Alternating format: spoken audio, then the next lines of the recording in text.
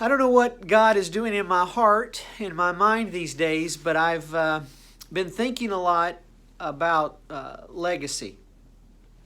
Living your life with the end in mind, prioritizing relationships and activities, choices in such a way that you're making the most of the gifts and the energy and the opportunities that God gives you, so that at the end of life or the end of a season, you're able to look back and see that you didn't waste it, that you maximized efficiently and effectively all that God called you to be and to do.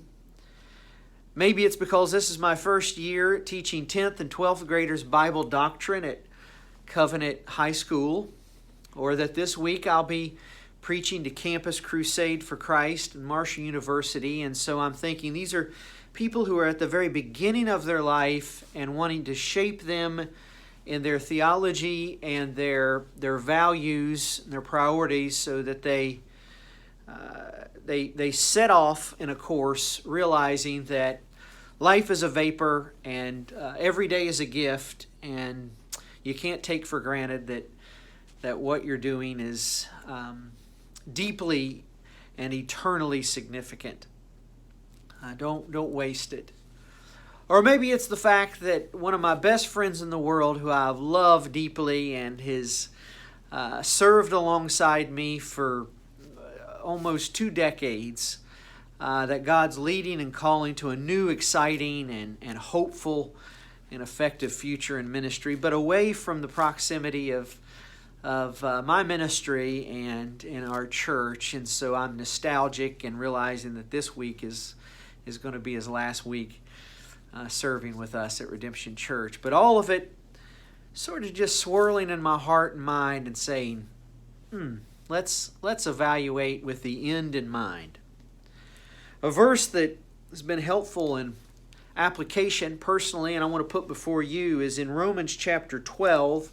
And if you know Romans, there's been 11 chapters of doctrine and theology of this is who Jesus is, and this is why He's essential to our salvation, and this is how we can lay hold of Him by faith and be united with all of His work and person, so that His benefits, namely are the forgiveness of sins and the possession of the Spirit and eternal life, are ours, that we can have a right relationship with God. And since that's what we've received by grace, let's live out and work hard in application and service to one another. And when he gets to verse 9, there's just this machine gun almost spitting out imperatives, just staccato, boom, boom, boom, boom, boom commands.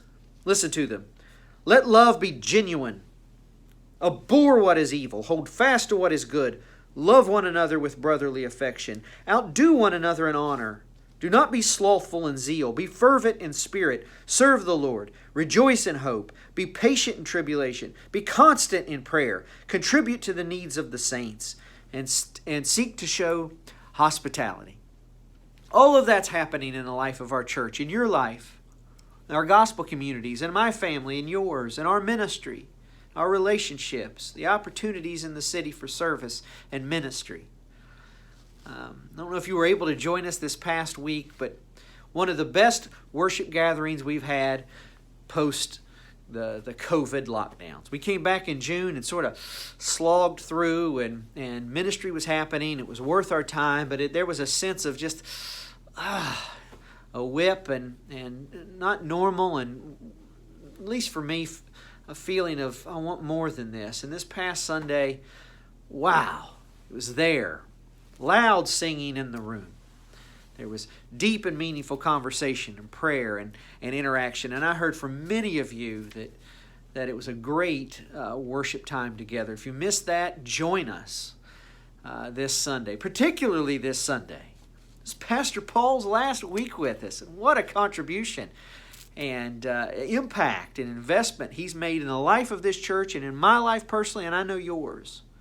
And even if you only come back for this week, and because of risk or you're not ready, and maybe this isn't the normal rhythm that you're ready to step into, I would love to pack out that room as a physical, tangible demonstration of our respect and our honor and our love and thankfulness and gratitude for Paul and Sarah Bokel and their family. And this will be his last Sunday. He's going to be preaching. Wouldn't it be great if it was just jammed in there? All of us saying to Paul by our attendance and our presence, we love you. Thank you. We're praying for you. Look forward to opportunities to serving alongside you again in the future as he proclaims the gospel, and I'm sure shows his affection and gratitude and thankfulness to you as well. And then gives you an opportunity to hug them and say thank you to them, and let's send them off with class and glory in the right amount of that. Not taking away from Christ's glory, obviously, which is why we gather, but respect and gratitude that they're worthy of. So make an opportunity to do that. I can't say that enough. And invite and get everybody in there to let's send him off with a big, large, passionate, vibrant Redemption Church worship gathering. Also, if you have middle school or high school students, this coming Sunday, 5:30 at the Chapmans, details will be in the email, our weekly email that we send as far as directions. Our youth group will be kicking off and begin meeting weekly on Sunday nights at 5:30. So if you have any questions about that, we're going to be discipling your kiddos in love being genuine, abhorring what is evil, holding fast, loving one another with brotherly affection. Boom, boom, boom, boom, boom. Setting that legacy in place to the next generation. And then also, don't forget, if you have kids from ages 2 to 8, that we do have childcare on Sunday morning, our one gathering at 10:30 a.m., but you will need to sign up. Again, in the weekly email, there will be opportunity to do that. There is a max occupancy, and sign up by Thursday of this week, which will be tomorrow by the time this video goes out. Anyway, I love you guys. I'm excited to get this weekly rhythm back together, not only in our worship gatherings, but with kids ministry and student ministry. And I know gospel communities are starting to come back a little more frequently, face-to-face. Many opportunities and ways to connect and be a part of that Romans 12, leaving a legacy for Christ in light of what he's done lifestyle. And then again, this Sunday, we're going to make much of Jesus Christ primarily, but also demonstrate thankfulness and gratitude to the Bokel family for all that they've been and will continue to be for us. Have a great rest of the week. Can't wait to be back together with you again this weekend.